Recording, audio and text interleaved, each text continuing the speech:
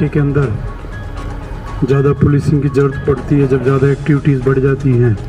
तो आपने जिन जिन जगह के लिए बताया है जहाँ पे गश्त की ज़रूरत है, पुलिस चौकी की ज़रूरत है, तो उसकी एक व्यवस्था बनी हुई है। हमारे यहाँ पे जो ADG रीऑर्गेनाइजेशन होते हैं वो सब जगह से फीडबैक लेते हैं, फिर अपनी टिप्पणी होती है वो भी भेजते हैं। ट्रैफिक का पॉइंट राजस्थान पुलिस की बहुत प्रायोरिटी में है। अभी काफ़ी पूरे राजस्थान में हाईवेज़ का एनालिसिस हुआ, पुराने एक्सीडेंट कहाँ हुए, जो ADG साहब ट्रैफिक है, और फिर कई जगह रोड इंजीनियरिंग को भी चेंज करने की ज़रूरत होती है, तो उसके ऊपर भी ध्यान दिया जा रहा है। और ये वास्तव में बहुत ज़रूरी है कि जिन पॉइंटों पे कुछ चौराहे बन रहे हैं या ट्रैफिक एक्सीडेंट की दिक्कत होती है, प्राय थाने भी अपने स्तर पे कोशिश करते हैं, प्रॉपर तरीके के बैरिकेड वगैरह लगा देते हैं, जो एक जहाँ बहुत इमरजेंसी हो जाती है अपन करते हैं कई बार। तो ये जैसे कुछ पॉइंटों का नाम बताया गया, वहाँ पे ये भी देखा जा सकता है। बाकी जो संबंधित विभाग है, कई बार नेशनल हाईवे पे स्पीड ब्रेकर बनने की एक लिमिटेशन रहती है, उनका जो प्रावधान होते हैं उसके अंदर, तो फिर कई बार बैरिकेड लगा के और इस तरीके से भी उसको किया जाता है। कि खुद के स्टाफ की भी कुछ समस्या सामने आई, क्योंकि यहाँ पे अभी क्वार्टर वगैरह कम बने हुए हैं, पुलिस क्वार्टर, तो उसको भी हम प्रयास रहेगा कि क्वार्टर यहाँ पे जल्दी और ज़्यादा बने, उसमें फिर महिला पुलिसकर्मियों के लिए भी सुविधाजनक हो जाता है, बाकी पुलिसकर्मियों के लिए भी। जो ड्रग्स की समस्या है उसके लिए पुलिस तो प्रयास करती है और आप लोग भी जागरूक रहते हैं। अभी जो देखा जा रहा है कि नए नए तरह के नशे आने लग गए, MD आने लग गया, जो अपने लिए युवा पीढ़ी के लिए बहुत चिंताजनक है। अपन ने कई जगह देखा है, कई जगह ड्रग्स की समस्या बहुत ज़्यादा बढ़ जाती है, तो बहुत सारी अपराध की, स्वास्थ्य की, हर तरह की समस्या हो जाती है, युवा पीढ़ी पूरी बर्बाद हो जाती है। इसमें मैं आपसे भी निवेदन करना चाहूँगा कि एक आम व्यक्ति की जीवन बड़ा व्यस्त होता है, सबकी अपनी अपनी प्रायोरिटी है, काम है, पर ऐसी छोटी सी भी चीज़ आए तो आप पुलिस के ध्यान में हैं, कभी वरिष्ठ अधिकारियों के भी ध्यान में, थाने के तो ध्यान में रहे, फलोदी जाते हैं तो DYSP, एडिशनल SP, कभी जोधपुर जाते हैं तो SP साहब के, और ऐसे एलिमेंट हैं उनके बारे में बताएं।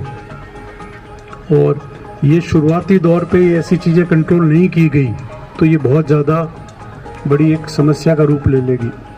मैं इससे पहले BSF में भी था, जब मैंने दूसरे राज्यों में भी काम किया तो मैंने बहुत निकटता से देखा है कि ड्रग की समस्या जब बढ़ जाती है तो समाज के लिए एक बहुत बड़ा चुनौती बन जाती है।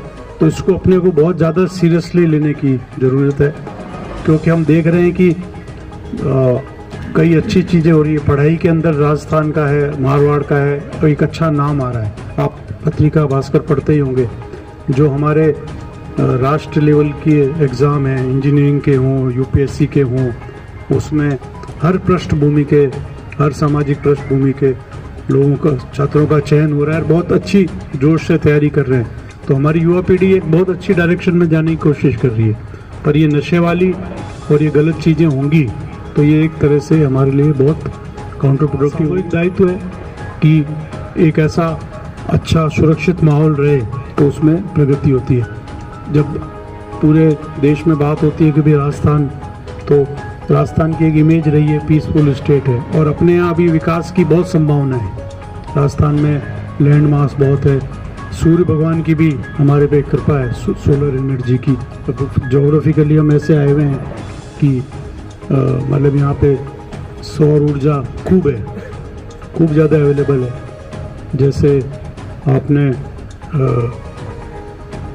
जो भविष्य की ऊर्जा है, केवल भारत के लिए नहीं, वर्ल्ड के लिए भी अपन देख रहे हैं ना कि ये रिन्यूएबल एनर्जी बोलते हैं, आप सब लोग खूब पढ़ते हैं, सब समझते होंगे कि जो ये फॉसिल फ्यूल है, कोयला है, पेट्रोल, डीजल है, इससे कार्बन डाइऑक्साइड निकल रही है। मतलब एक तरह से जो हिम क्षेत्र हैं, अपने ग्लेशियर है वो पिघल रहे हैं, उधर से जो पोल्स के ऊपर बर्फ़ है वो पिघल रही है। तो जो अपन आम भाषा में कहते हैं ना कि भाई ये सी लेवल बढ़ जाएगा, जो पुरानी प्रलय की बातें होती थी, तो ग्लोबल वार्मिंग है, कार्बन डाइऑक्साइड बढ़ जाना है, इस सब के लिए ये सारी चीज़ें ज़रूरी है कि ऐसी ऊर्जा का प्रयोग हो जिससे हम लोग सुरक्षित रह सके। और ये अच्छी संजोग की बात है कि अपने यहाँ इस तरह की ऊर्जा है, तो हमको ये माहौल देना चाहिए सभी को समझ प्रयास से।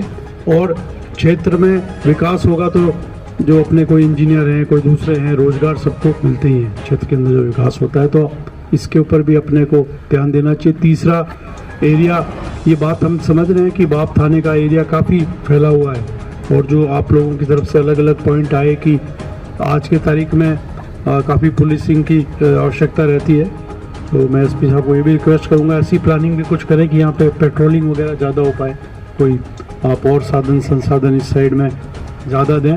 बाकी जो आपका नए थाने चौकियों के प्रस्ताव है उनको हमारे एडीजी रियोर को भी मैं अवगत कराऊंगा कि इसके ऊपर वो पूरा ध्यान दें।